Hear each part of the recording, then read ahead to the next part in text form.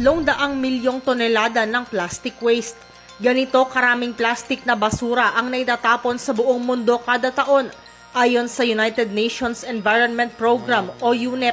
Sa tindi ng plastic pollution sa mundo, tinawag na tayong addict ng UNEP sa paggamit ng single-use o disposable plastic, lalo pa ngayong nagkapandemya.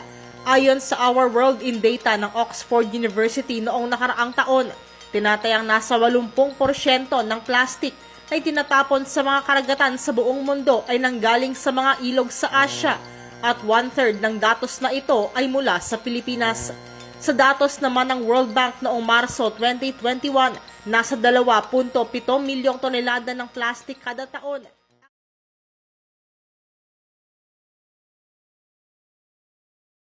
Alam mo ba na masama ang magtapon ng basura kahit saan-saan? Ito ang nagiging sanhi ng mga kalamidad at problema kagaya ng climate change, pollution, baha at iba pa. Okay lang yan. Kahit naman ganyan ang nangyayari sa ating paligid, ay wala namang ginagawa ang ating pamahalaan. Naman kahit na tayong taong may mangmang ay alamin natin ang dapat at hindi dapat gawin. Hindi lang ikaw ang maapektuhan, kundi tayong lahat. Oo nga no? O siya, huwag kang mag-alala. Hindi ko na ito ulitin. Hindi naman natututo ka na. Ang basura ay tumutukoy sa anumang bagay na itinatapon na hindi na ginagamit ng tao, sapagkat ito ay wala ng silbi at sira-sira na. Ang tamang pagtapon ng basura ay maiwasan ang pagkasira ng ating kalikasan.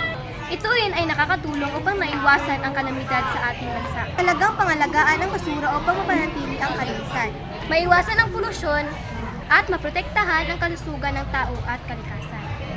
Basura mo, responsibilidad mo. Kalikasan ay buhay. Kapag ito ay inalagaan, tayo ay mabubuhay. Kapag ito'y pinabayaan, tayo'y mamamatay. Ang basura ang itinapon mo ay babalik sa iyo ng mas masakit. Huwag tayo magtapon ng basura kung saan-saan. Tayong mga tao ay mayroon ng sariling isip. Huwag iasa lahat sa pamahalaan. Tayo na mismo ang gumawa ng paraan. Ang lahat ng ating ginagawa ngayon ay siya ring magiging sukli sa atin ng kalikasan pagdating ng panahon. Hindi lamang isa, kundi tayong lahat ang mahihirapan. Nobody